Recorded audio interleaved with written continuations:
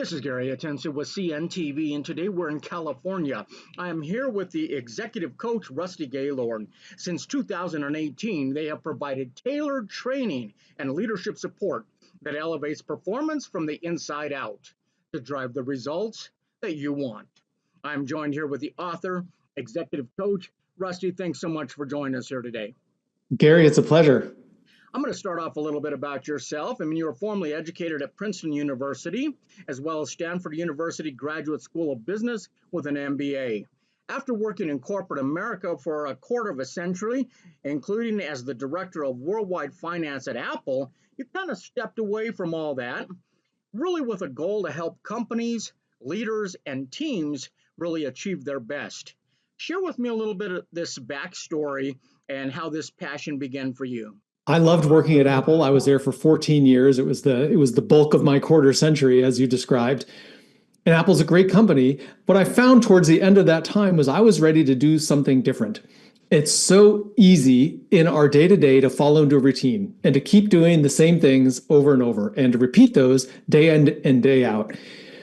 But I knew that in order to achieve a different level of success, achieve a different level of results, and also to find something that was more personally aligned with what the kind of impact I wanted to have in the world, I had to do something different. And that's what led to this realization or this opportunity to leave and become an executive coach. Quite a leap to take from corporate, successful career and jump into going out and helping people. Kudos to you. Even if a company has top talent with sharp technical skills, top degrees, industry seasoned experience, do many of them still operate far below performance potential?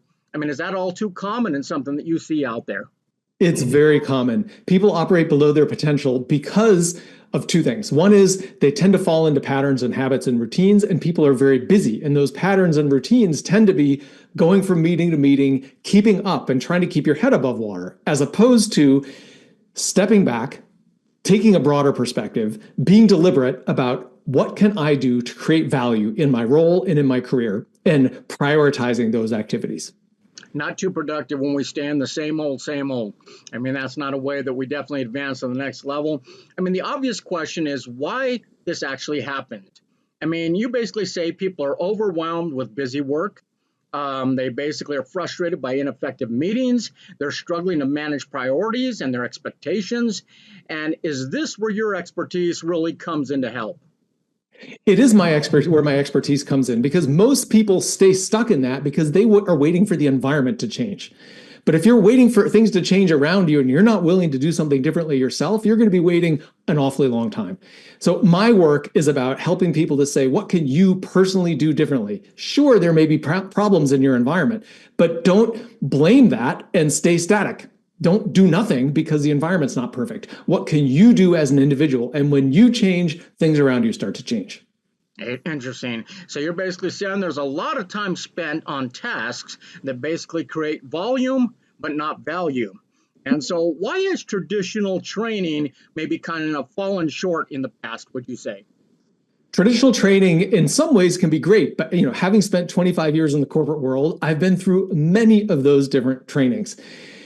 And they're energizing, they're exciting, they're stimulating. Oftentimes you walk away feeling like you've learned a lot and excited to go implement it. But the moment you walk away, you walk back into the onslaught of your day-to-day work. And anything that is not applied within the first 6 days, 80% of that just poof, disappears out of your brain and you forget about it. So the problem with traditional training is that it gathers dust on the shelf while you're doing the same thing you've always done. Okay. That makes sense. I've gone to many trainings myself, and once that honeymoon period is over for me, I'm kind of let down. I feel like things really didn't change. Let's talk about what it takes to level up and actually execute a plan. How important is active implementation? Active implementation is everything. In fact, my latest product is a podcast called Do Something Different. Deliberately named that because we get these ideas, but if you're not going to do anything differently with the idea, then you're going to be repeating the same thing. And your results come from your actions. So having an implementation plan, having the people around you to support you in successfully implementing that, some kind of accountability and motivation is critical, because otherwise the pull back to the old way of doing things is so strong. As you said, the honeymoon period wears off and you go back to, this is the way I've always done it. Interesting. I mean, so what you provide really is beyond just providing knowledge, and it's definitely not leaving activation and integration up to the learner. Explain how your approach kind of differs when it comes to that. Yeah, I talk about skill set and mindset. So many smart people want to boost their skill set. They want to read books, they want to listen to podcasts, they may go back for a degree or a certificate. They lean towards education. But the problem with that is knowledge is not the same thing as implementation. We talk about knowledge as power, but knowledge is potential power. Sure. It doesn't help you if you don't do something with it. So my work is always blending the skill set and the mindset, because typically it's the mindset that gets in the way of doing the thing differently, because there's always some risk. You described me leaving Apple. There was a ton of risk, and so many people said to me, why would you ever do that? Apple's a great company, and it is a great company, and I had a great job. It took way more courage to leave and do something different than it would have taken to stay there. And that same concept applies day to day in many smaller facets of your work. It takes courage and a willingness to experiment to do something different, but that's where the value comes. You have proven you have that courage, and now you're sharing that courage with other people. I think that's great. I mean, this is not a cookie cutter approach that you take. It's not a one size fits all. This is customized, real world context. Why is that important for lasting results? Oh, it's so important, because if you're following a cookie cutter approach, that might work for somebody else. But when you're in the reality of your particular situation, there are different constraints on you than there are on people in general. And you have to consider those. So you have to craft something that works for you personally, both in terms of the constraints externally, but also in terms of your internal constraints. Where are your biases? Where are your fears? What habits do you have in terms of the way you approach work? Because if you don't understand those things, they're going to be driving your behavior. So it has to be customized to look at you particular and some of your patterns. What are the things that are both helping you, but also getting in your way, so that those can be addressed? How it relates to me and my organization totally makes sense. So for sustainable results, I mean, this is not set and forget training. Is timely follow-up critical to maintain meaningful change? And how do you provide that? It's absolutely critical. In all of the work that I do, we always end with, how are you going to apply this? Whether I'm working one-on-one or with a group, great. You've heard some things, you've gotten some ideas, we've talked about many different things. What are you going to do differently in the coming week? And not a month from now, 2 months from now, but within the next few days, because if you don't apply it, you're going to lose it. So it's all about application in those next few days. And the most effective engagements have a follow-up, so that next time we're together, we're talking about it. What did you do? Did it work? Did it not work? And even if you didn't do it, that's okay too. What got in the way of doing it? Because there's learning in that. How can we then address that so that next time you can be successful? So you're saying within days, we're not talking about within months. So kind of like the crime show, 48 hours, they prove timing is always critical. I mean, they say new information is forgotten unless it's intentionally applied within 6 days. I mean, so this isn't about a delivery problem. This is really an application problem. 100%.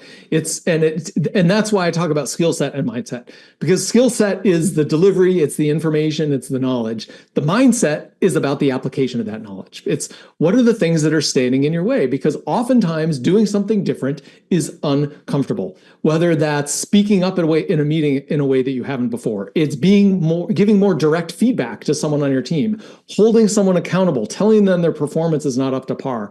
If these are things you haven't done, it's uncomfortable to do them. And that's why the mindset comes in. You have to be willing to tolerate the discomfort in the interest of your growth and success. And that is a mindset thing. And that's something that I always help my clients with. Good news is it's uncomfortable on the front end, but eventually you're going to do it until it's not uncomfortable anymore. And it's just really a way of life. I mean, this is beyond corporate training. I mean, this is performance consulting with training for advocating your ideas, increase focus and impact, learning to manage up, and so many more. How are these workshops and keynotes delivered? Is this done on site, virtually? Kind of explain that to me. I do both virtual and on site, but I will tell you that working face-to-face is always my preference, especially with a group of people. So all of my one-on-one coaching is predominantly done via Zoom and virtually, but the keynotes, the workshops, all of that is always more effective in person. I think many of us have Zoom fatigue, both in the short time scale as well as the big time scale. Who wants to be on a big conference with a bunch of people on Zoom? Nobody. It's much more interesting to be face to face and in person. I agree with you 100% without a doubt. And regardless of what engagement your client chooses, each has deep dive discovery, made to measure solutions, agile follow up. I mean, what has been some of the feedback from some of your clients? Share with me. Oh, I get so many comments about ahas, things that people have realized that they're doing that are standing in their way. I get the.